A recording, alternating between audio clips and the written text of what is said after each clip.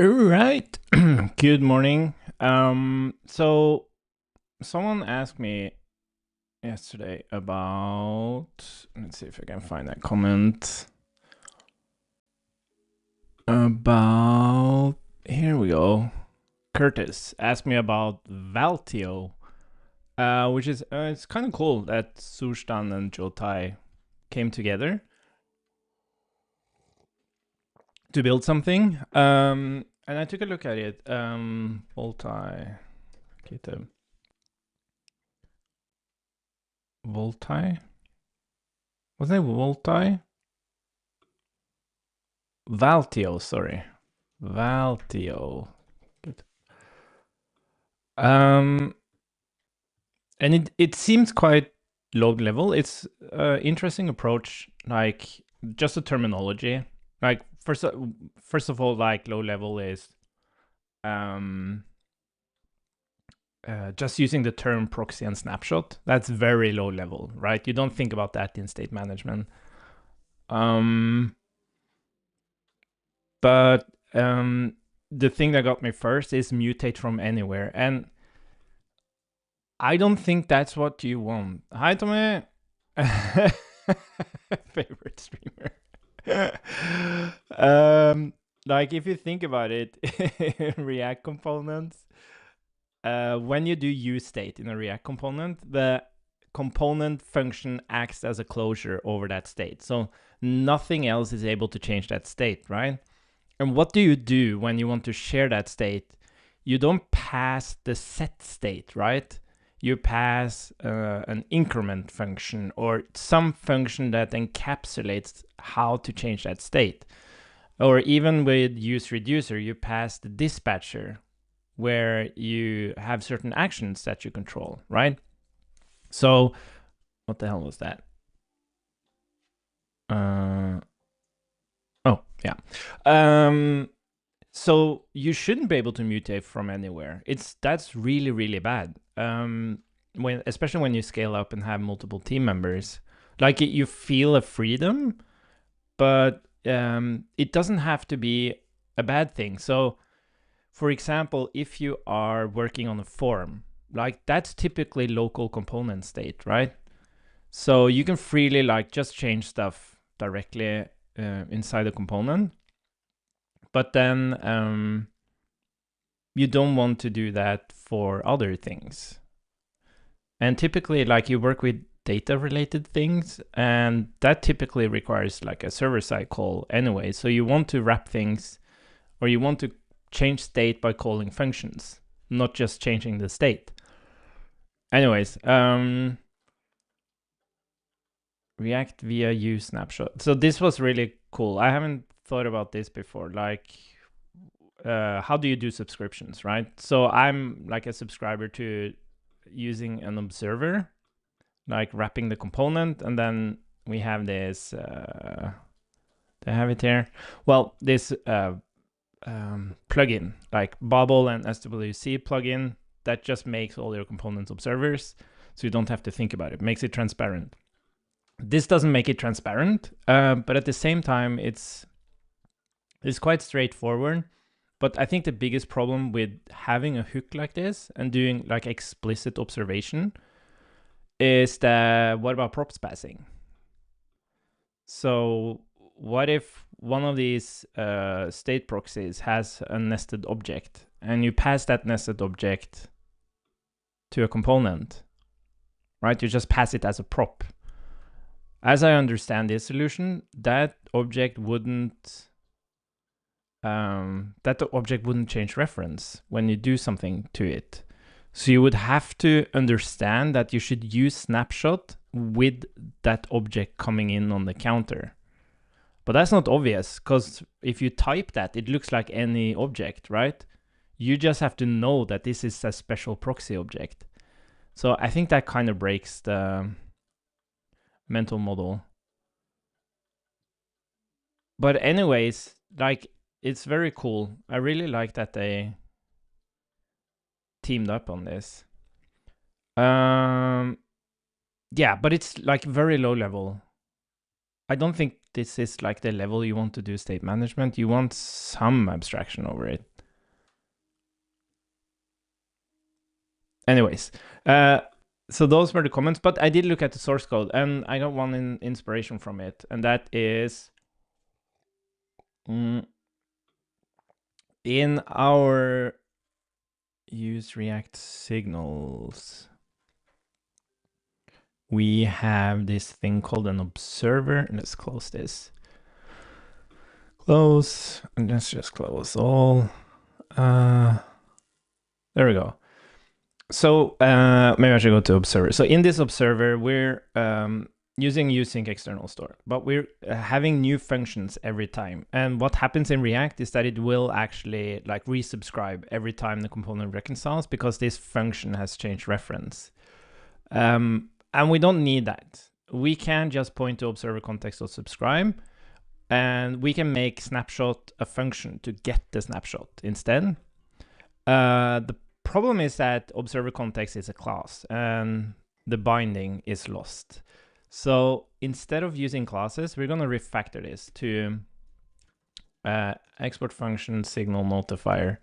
So we're going to use functions instead. And this is like through all these explorations of like this the constructor pattern, which was very focused on components and state management. I'm using it for everything now. So this is that's why I wanted to stream this. It's not like a big change, but it's an interesting change. Because instead of using this class, we're going to do exactly the same. So we're going to have context, but we're just going to define them. We don't have a constructor. So, but we have a snapshot. So we're doing that. And then we need to start returning something. So I'm going to return it using the add context. Let's see, add context. And then we have remove context. Remove context. Okay. Okay. Observer context. Let's see. Remove context. And then we have notify. You know what? I can just copy this stuff. Notify, function notify. And then we just point to snapshot. We just point to context. Current context. And then we point to snapshot. Oh, did I? There we go. And then we have notify here. So the whole point now is that we can see immediately like what's the state this instance is holding, what is its public interface, and then we see the implementation details of that public interface. And what we can also do is we can export a type called signal notifier, and this will just be the return type of the signal notifier. But of course we need to, so the only problem, so there are like two things that's in terms of typing, that's like a cost of using the constructor pattern or just using a function instead of a class, is that with a class, the class becomes the type, which is very nice, but it doesn't only become the type. You can also do instance of on the class. Well, with a function, you have to explicitly define the type, but you can do it by just writing this, right? So it's very straightforward.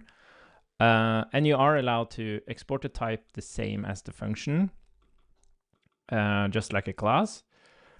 But what was I gonna say? But you can't do instance of, right? So you can't check if it is an actual signal notifier. Then you have to do something else. But typically you don't need that, right? But what happened now, which is the important thing, is that these functions aren't bound to anything, right? You can just reference these functions directly now, and they are bound to this inner scope. So as we're gonna refactor observer context here, Just need a sip of my coffee. It always goes cold when I stream.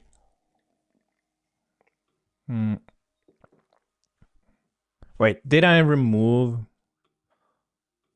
Oops. A lot of comments now? Yeah. Sorry. Hello, can I please have my comments?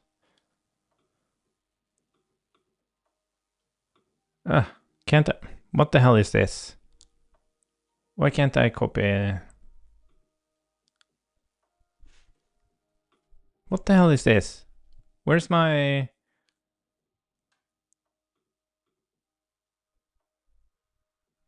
Is it because it's not saved?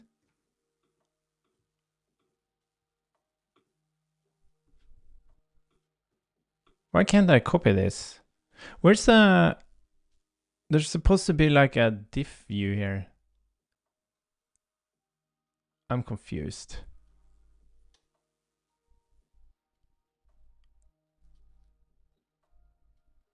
Huh? Why can't I... This is supposed to be a split view of the old code and the new code.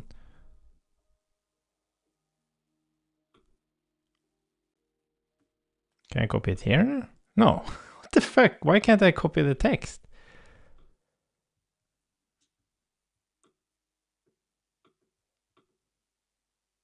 I am super confused. What's happening? Do I have to stage it first? No. Is this something new they've done?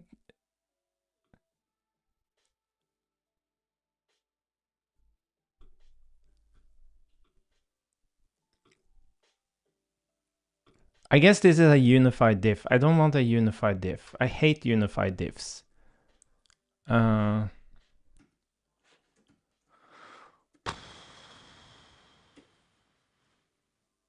Git diff.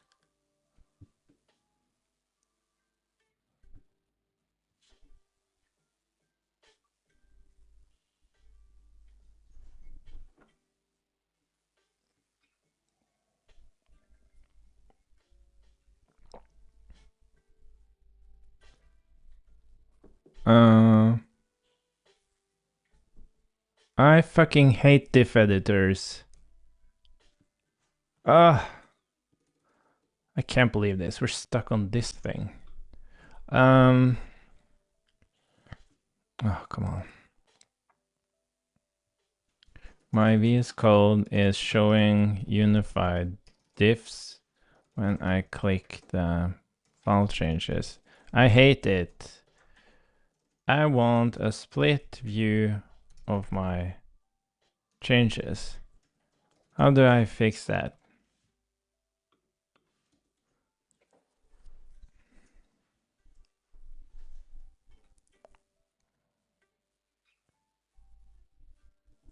More actions.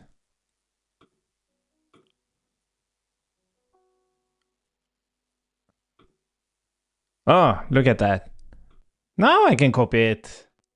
Wow. That was annoying. Yeah. But I had some more stuff, didn't I? Sorry. I need to have all my comments. That was kind of the point of this whole code thing.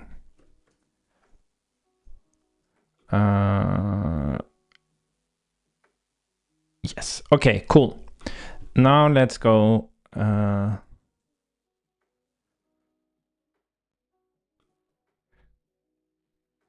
Yeah, when you make the diff window larger. Yeah, okay. Anyways, yeah, there's probably a little bit of latency on the comments. So we figured it out. Yeah, it was interesting. Like it seemed to be, what did it say? It said something about like the, oh yeah, the space, right? Yeah, exactly. Okay, cool. Anyways, thanks for your patience. So let's go in here and then we're going to create an observer context. And then static becomes just a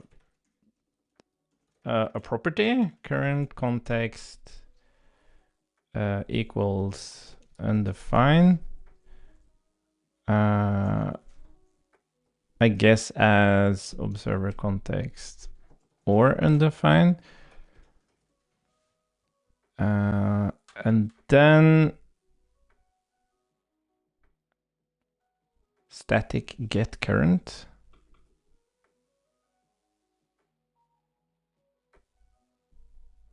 Why do I have a static getter?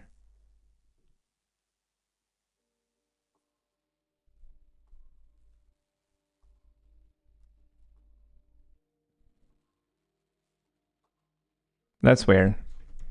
It should be enough to just do this. That was weird.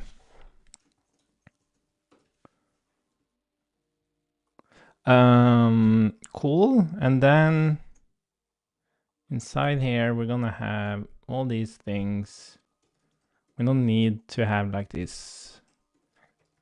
So this would be let or undefined. Let's just do undefined. And I think you should really use parentheses here. And then we have let snapshot. And then we have the actual public thing. Let's grab that. Oh, there was more. Notify. What did I miss? Use for memory. Wait, what happened? We start.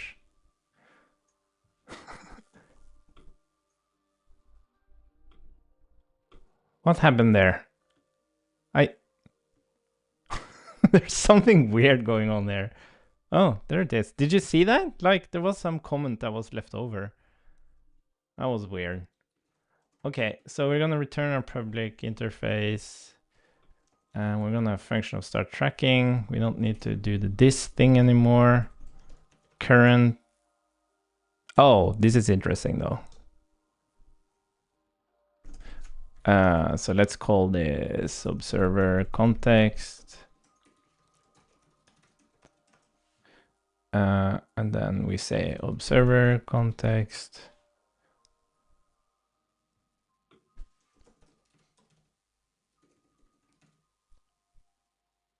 Oh, this one's interesting. Yeah, it really bothers me that we're gonna look at this. I wonder if this actually works. It might not work. It really bothers me, the typing, because you really need to do explicit typing.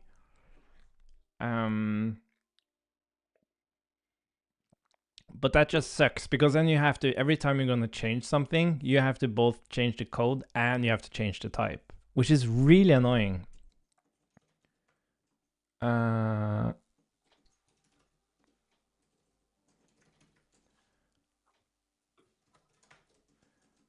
But let's see what happens here now. Signal notifiers.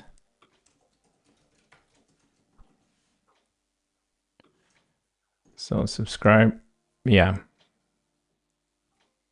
Let's call it current subscriber instead.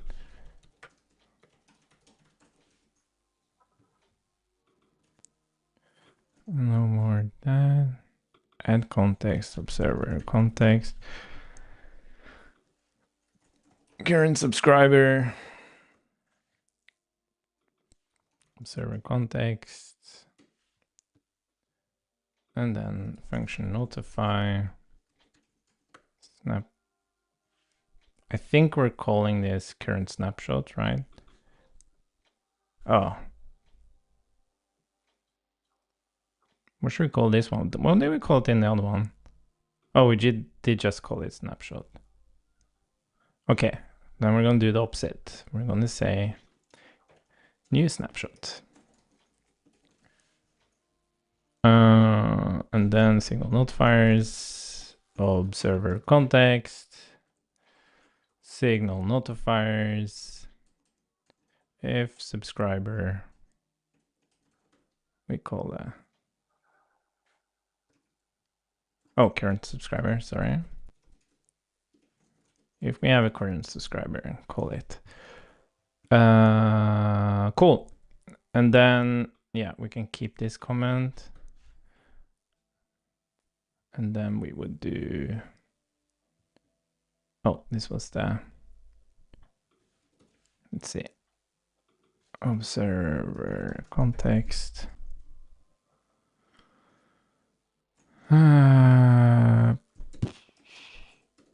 Cool. So the thing now is that export type observer context equals return type. I don't think this is going to work, right? Because now we're saying this is the thing. So we really have to have an explicit type for this. And this, yeah, it really bothers me. Let's see. Oh, where were we? I wonder if there is a better way to do this. Start tracking, stop tracking, subscribe, notify. I think that's all. So start tracking would be that one, stop tracking, subscribe, notify. I don't think it should have snapshot.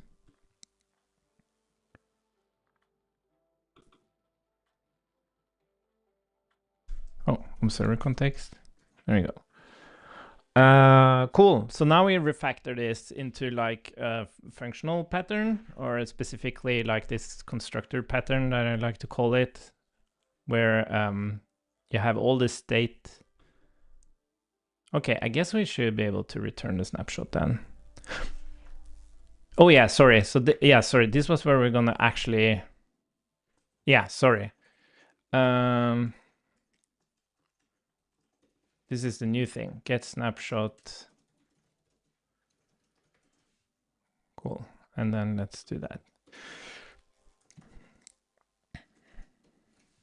And then let's add get snapshot there. So now you saw it, right? I had to first, I added the function. I had to go up to the type, add the function there, and then I forgot to add it here. So I had to go like back down and add it there. It's like, it's not a good developer experience. One thing is if you know exactly what the type is going to be. But yeah, I don't like it.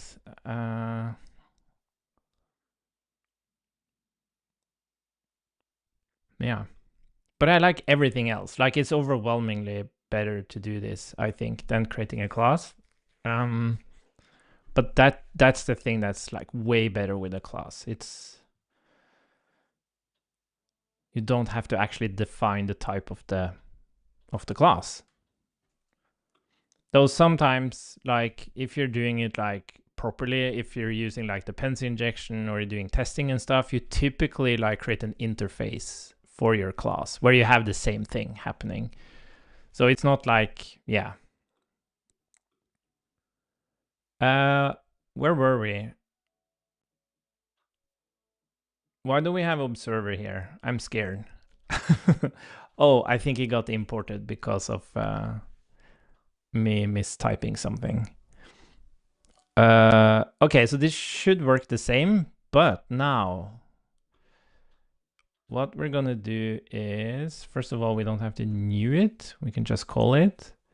And now we can just say observer context subscribe and observer context get snapshot. And we can do the same here. Look at that. Using the same reference. Beautiful. Okay, let's see if it works. No, sorry. Oh, yeah, of course.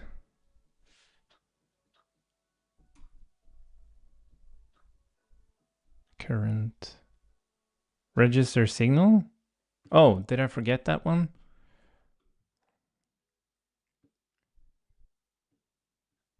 Oh, look at that. Register signal. There we go. Are you happy now? Now you're happy. Okay, so we are running something on I guess it's localhost 5173.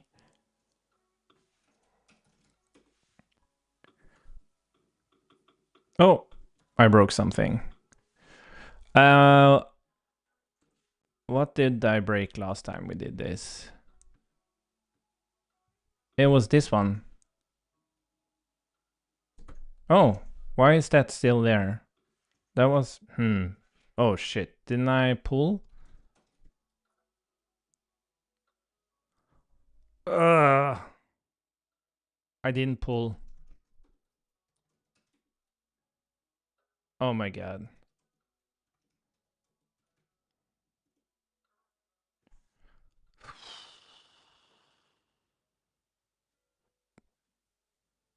Oh, this sucks.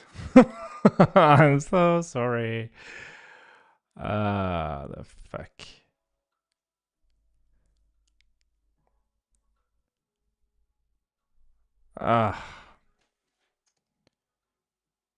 You know what? We're gonna just refactor it again, because I don't trust. This is too complicated. God damn it. For fuck's sake. Because I made some change. God damn it.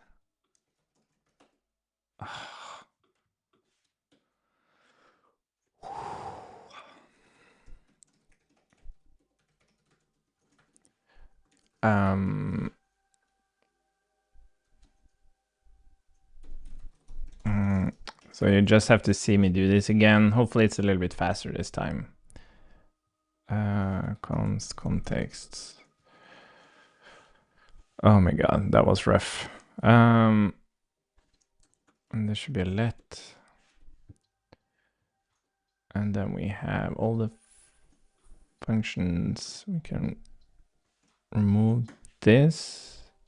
But we need to keep our comment. Oh my god, that was a rough one. Let's see, return.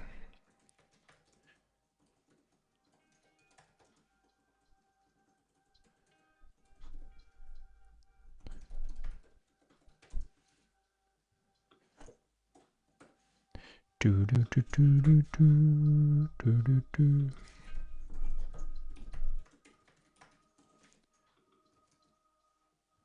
And then snapshot. Cool. And then we just need to add context, remove context, and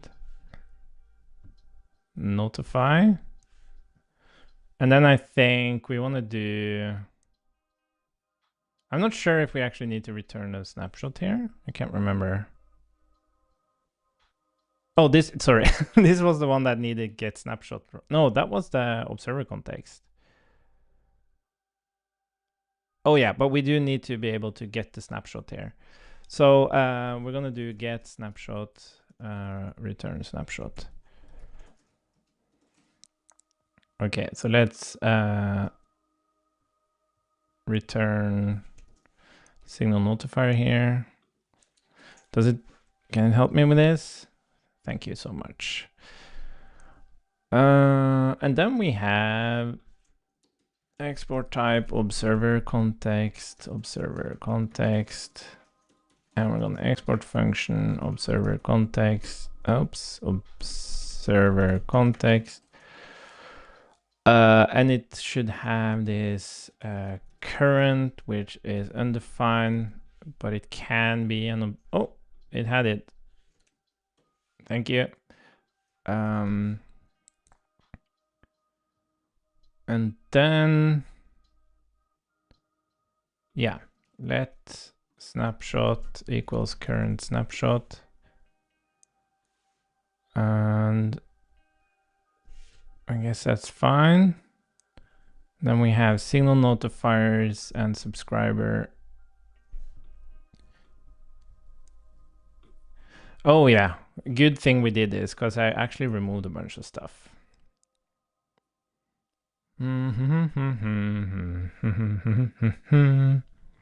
So this would be signal notifiers. This would be let subscriber. Or undefined. And snapshot actually needs to be a getter. So we're gonna have snapshot here, which is current snapshot, right? Yeah. But then when we return this thing, well, cons observer context, which is going to be an observer context, we need to, oh my God, sorry about this. Let's just fix this one first because this one's a little bit complex. So if no subscriber, so this is an interesting fact. So concurrent mode is like, it's very complicated to understand how it actually works. But an interesting fact is that, so components are using useSync external store, which expects a snapshot to indicate a change to the store. And normally that is like actual like state that you're syncing. So it needs to be immutable. But since we don't change the reference of the store because of optimizations, we use this snapshot. So we use a simple number for this to trigger reconciliation of a component. We start out with the current as it reflects the current state of all signals. But what happens when concurrent mode runs is that, well, it's not really related to concurrent mode. Well, I guess it's related to concurrent mode. But anyways, it runs the component and synchronously, it will actually call get snapshot on useSync external store to kind of see, okay, what reference do we have for this useSync external store at the moment of render? And then it can actually, like asynchronously, it will actually start subscribing to the store, which means that between the synchronous render and checking of get snapshot and subscribing, a change might have happened to that store. So what it does when it starts subscribing is that it calls get snapshot again. And then it checks, is it still the same snapshot as before? And then if they have changed, it will reconcile again until like the moment of render, the moment of subscription, the snapshots are equal.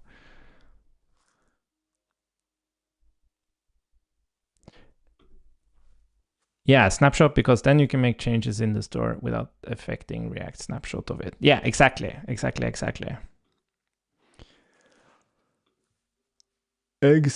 So the way this is solved here is that if you haven't started subscribing yet, so this is just an optimization. So if you haven't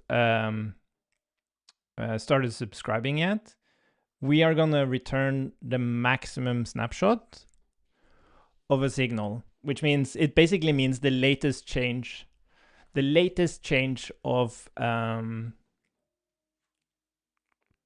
snapshot. Sorry, the latest change of a signal. Wait, this doesn't work. No, sorry, it does work because we're using, sorry. So what we have is that when the context is created, it has a very last snapshot of change in the reactive system. And then in that like moment of not having a subscriber yet, it's gonna, if any change has happened, any of these signals will have like an updated latest snapshot in the reactive system.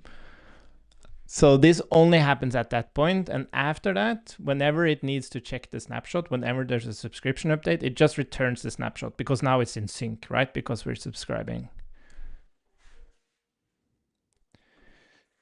Yeah, yeah, it's a good question. When does concurrent mode actually fire?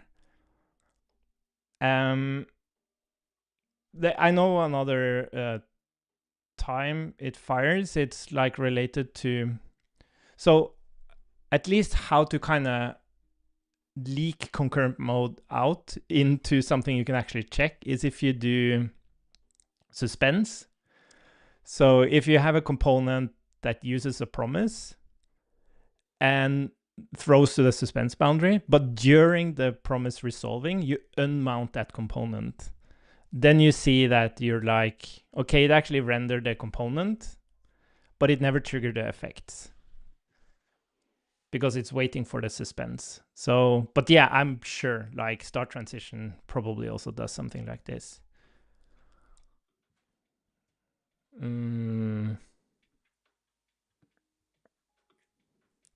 But yeah, I had a really, I've been playing around with observation in React and how to efficiently subscribe, especially after concurrent mode came out. And it was so difficult to find any information on how concurrent mode actually works, what actually happens, and what is the dynamics between rendering, strict mode, double rendering, and how these hooks operate. And I couldn't so for me the learning was just testing.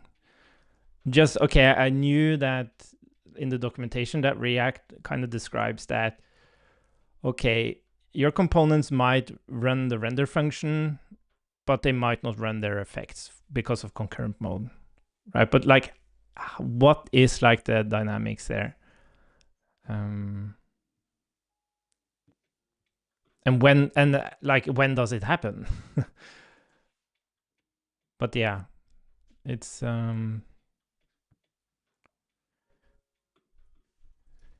complicated.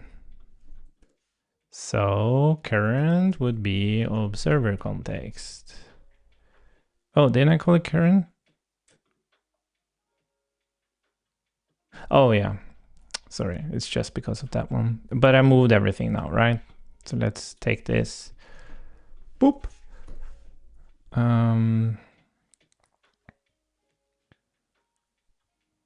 Stop tracking, current, observer context, current.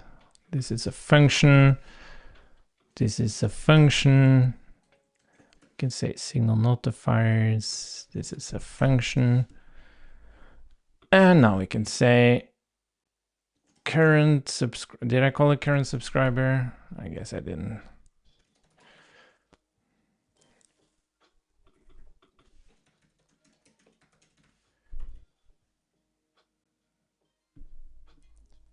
Oh yeah, current subscriber.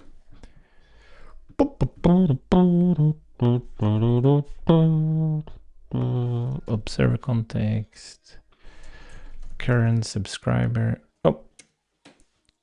Signal notifiers. Observer context. Function. Snapshot would be new snapshot. Oh. And then this is signal notifiers,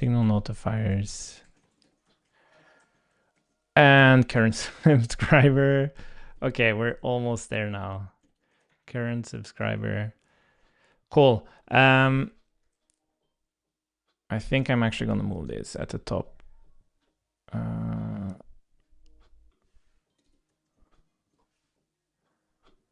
Why are you? Oh, look at that. And two of them. Oh. So,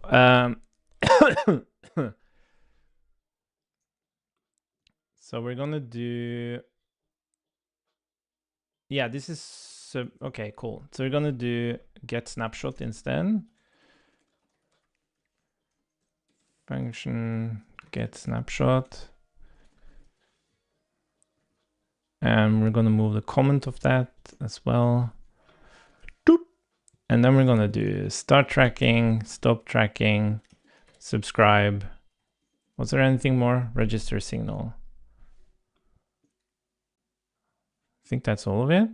Oh, observer context. Yeah, and then, ta-da! Thank you. Oh, what's missing? Get snapshot, register signals, notify. Oh, do we have notify as well? There we go. Cool. Now I think we're good.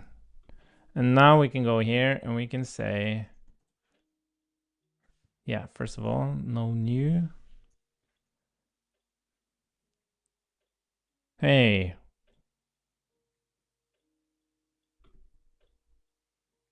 Oh, we need to return it. Oopsie.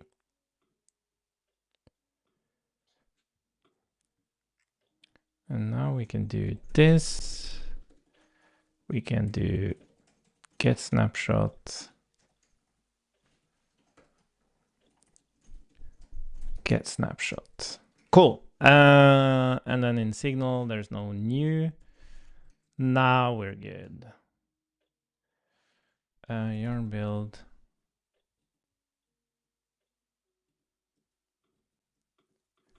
No. What the fuck? Oh my god. What did I do? Oh. Didn't I push this? This is so weird. This is the thing. Wait. No, don't tell me. Oh, thank God. That's weird. Maybe I worked on my other computer and I didn't. Maybe I didn't push it. I really hate. This is the thing I really loved about Code Sandbox. It's that I would work on these open source projects in the browser and I wouldn't have these issues. I always have these kinds of issues, especially with open source, because I do a lot of open source on my other computer, while work is more like on this computer, like official work or employer work. So I mess up this stuff all the time. Forget to push and... Wait, what? No, what did I do?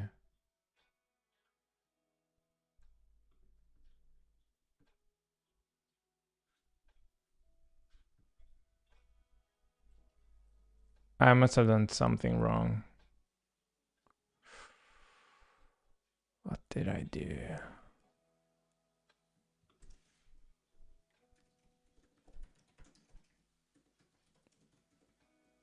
I think maybe I removed some plus plus somewhere? No. I broke it. How was I able to break it?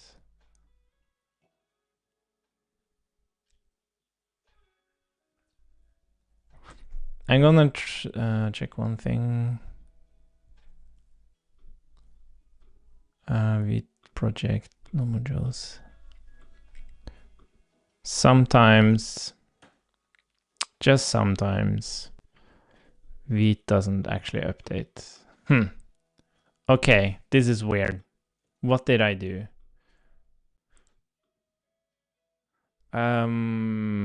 We just have to start somewhere. So when we're subscribing, do we actually have any?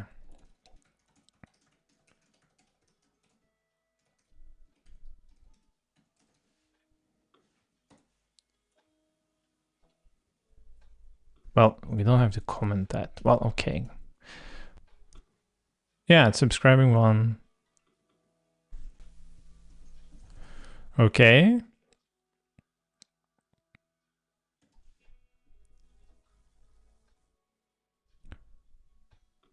I'm just gonna check the actual code for the counter just to see if it's actually doing what it's supposed to. Yeah. So we are subscribing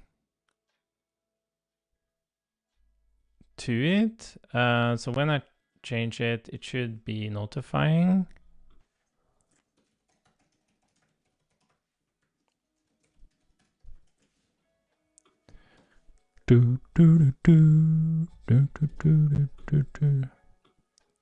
Oh, it did notify. Okay, so we're notifying. We're updating the snapshot. And do we have a subscriber? Maybe I messed up a reference here.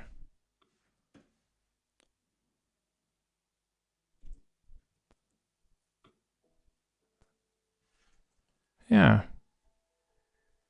Hey, look at that. It's the actual update function of...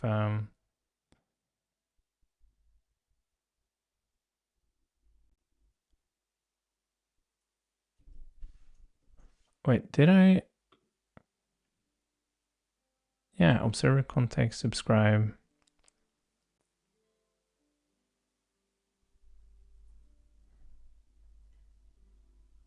You know what?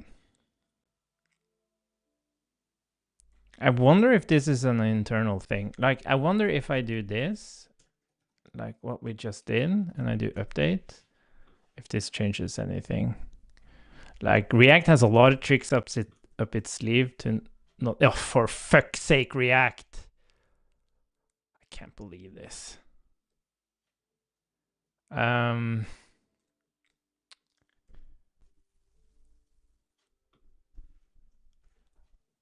So,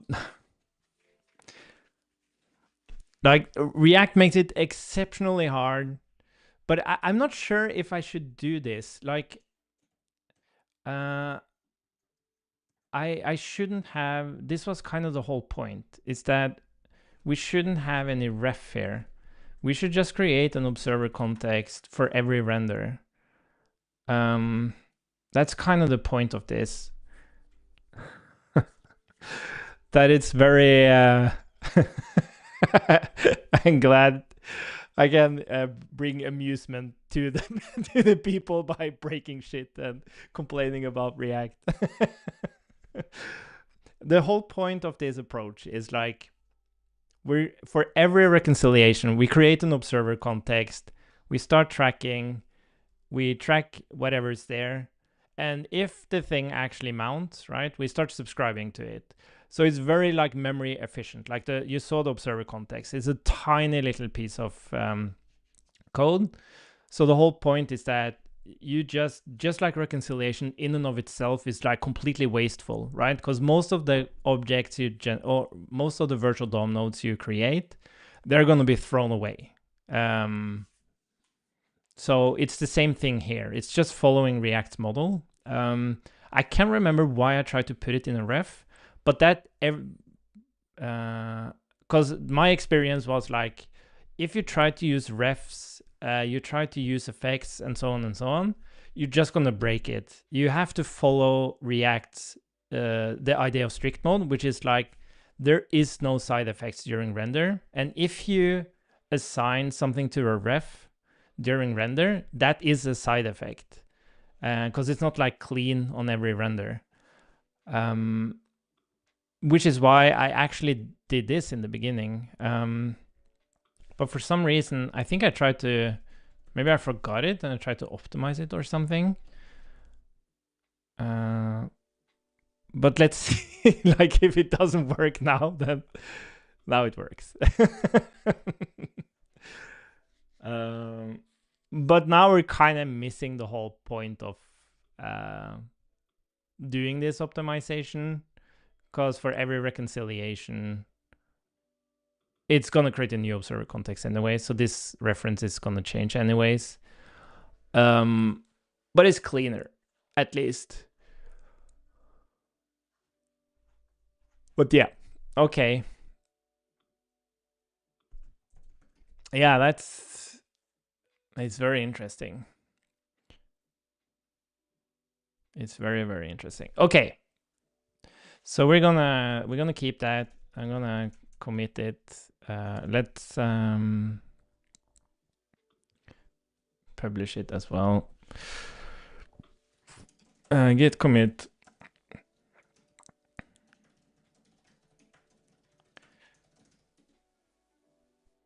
Let's see.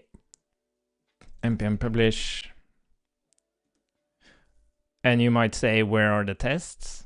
Well, there aren't any tests. I'm in the group of people or engineers that writes tests. Well, it depends on the complexity, of course. This isn't very complex. The complexity here is like how React operates. It's not like the actual implementation. And the most important test is the memory like garbage collection, and that I never found. Well, I haven't really explored a way to actually write a test for garbage collection, but that's why you have these comments in the code. Observer context. Like you have this finalization registry. Like we can actually try to run it now. New finalization registry. And then, oh, did I remove it? let's see, finalization. Right, did I call it registry? Yeah, register observer context. Gone. So what should happen here is, if I build it, what should, oh shit, no. No, we have to publish a new package.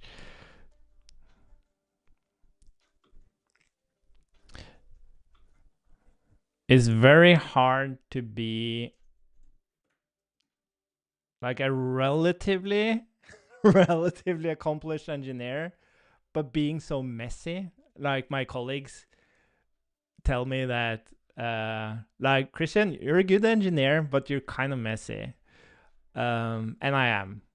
It's like my human nature. I'm messy all over the place. I try to do as little as possible. I get very enthusiastic and try to push things out. And that's like very nice in the beginning of a project, where you try to figure out what to do, and you can be a little bit messy. But when you kind of figured out what you want to do and you want to go into more of a maintenance mode, I don't have the skill sets for that, or I don't have the personality. I don't have the chemistry or genes for that kind of stuff. So at least I'm much more aware of that now. What were we doing? Oh yeah, we were testing them. Let's see.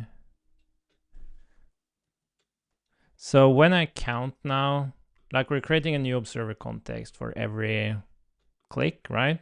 So if I go to memory here and I clear, oh, not that one. Oh, this one. You see this? Cleaned up all of them. And the reason there's so many of them is because of strict mode. It's like twice as many. But it garbage collects like a champ. So that's like the most important thing. That and the concurrent mode thing, so that you don't actually subscribe. So you could have gotten a false positive there, because in concurrent mode, if you subscribed, if you subscribed when you started tracking, the subscription wouldn't be disposed of. So you would normally have a memory leak. But that's only in concurrent mode, and that's difficult to catch. But that's not the case here. So like the real takeaway for any kind of observation in React is that your observer needs to track first what signals is being accessed and then subscribe to it. It can't subscribe while it's tracking or during rendering. Yes. So what we did, yeah, let me comment out let me just comment out the observer context stuff.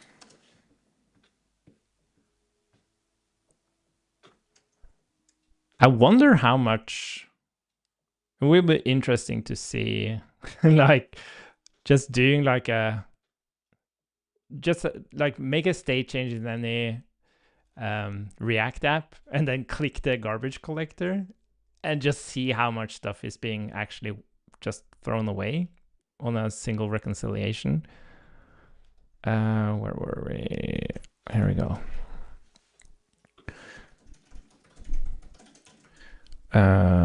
Git commit remove. Okay. This is so. Okay, but I have to. I was actually going to work on. I want to create a video on that's a bit broader. One thing is like this library here, but it represents a piece of a bigger story, which is like, I think about like React, and then you have this line of state complexity, and very quickly on this line, you need to jump out of React, because it's just fundamentally useState is built for local component state. It's not built for shared state. You get away with like passing state to like a nested component, But apps doesn't work that way. Like, I shouldn't say apps in general, but many apps doesn't work that way. You have much broader state sharing, often at at the top of the app, right? Because there's so many things that's like using top level state all over the place. And in those kinds of apps, React quickly breaks, right? And then you have to jump out of React to solve that. So what this library does, it allows you to stay in React, even though state complexity increases, or state sharing, I guess. Well, that is state complexity. So you can stay in React much longer. Maybe you don't really need to go out of React if you prefer the React mindset for state management. And but then you might want a different kind of state management, right? So for me, I like to do just mutable state. I don't need like to spread my objects and slice my arrays. Even though React represents like an immutable world, I rather like to think about React as just deriving my state into UI. There's very little state handling in React itself, and if there is any, it's local and it's tied to the state of the actual elements, the UI elements.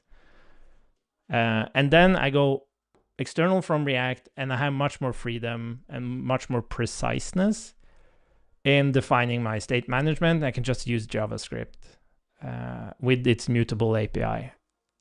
And you get the absolute best performance out of that, because with that kind of reactivity, mutable reactivity, unlike this, which is immutable reactivity, with mutable reactivity, you can go as deep as you want in an object and change a value, and only the component that actually looks at that value is going to reconcile. And if nothing's looking at the value, nothing will reconcile. So I prefer that. But the whole presentation is about that. Like, when you want to jump out of React, it shouldn't be because React isn't performant enough. It should be because you want to change paradigm. You want to manage your state in a different way than React does it.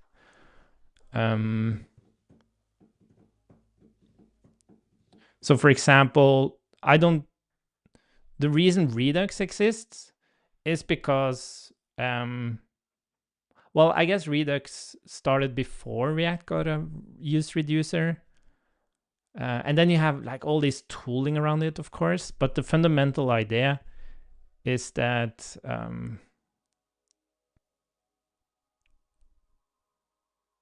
you want to make it more, well, yeah, I guess maybe that's more the story. It's like React didn't have use reducer, right, when Redux was created, and then all this tooling was applied to Redux. And when React got its own use reducer, people didn't move back to React, right? Even though they could, because there was so much tooling around Redux. And also Redux now has gone away from actually expressing reducers as reducers and rather using like methods that kind of represents reducers. So yeah, that's an interesting one.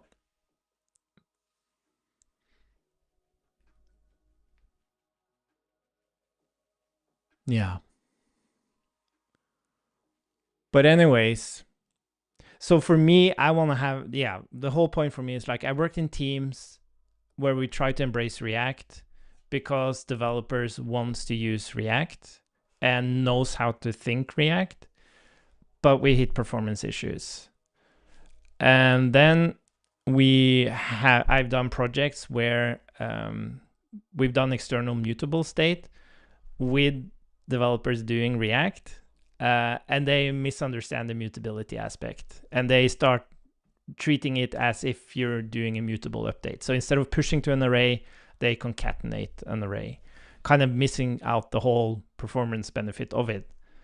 And then I've also been in teams that does external mutable state management and knows how to do it, and it's a blast. But I've never been in a team where we can actually embrace React and it's performant enough. And that's what this project represents. And that's what the presentation is about as well. That's how I like to see the world. It's like, okay, I'm in this team. Do we want to embrace React? Okay, let's do it. But then we need to use a tool like this. Or if the team is on board with, no, let's just use React for deriving UI from our state management, and let's go external and do like a different paradigm. That being classes or whatever, but it's going to be mutable. That's the reason you go external. It's because then you're allowed to think in a mutable way. Unlike inside React, you shouldn't think mutable. That it just wrecks your brain, right? And then that's fine as well. And I like to have those clear options. That's my point. Because this line of state complexity, there's so many different solutions along that complexity line. It's very hard to understand which tool to use. And I just want two very clear alternatives and why they are those alternatives and when you decide one or the other. Yes. Okay, I have to stop streaming, but I'm gonna play around with some notes on that presentation, and then I'm gonna do another stream kind of going through it, and then I'm gonna record that. And that's gonna actually present, like, the whole point of doing those videos is not to sell like an open source library. It's about sharing that mindset, right? And make people reflect on, why do I choose this library? Like, why is it even here? What does it help me with? And why do we have so many alternatives? And why is React slow? And why do some people do mutable and not immutable? And all of this stuff. That's kind of what the thing about the video is, but it's so much easier to talk about those concepts if you have something concrete to show, which is like this thing here, and then that other Bonsify thing, which is a mutable external way of doing things. Okay, cool. Thanks for following along, and have a nice day, and talk soon.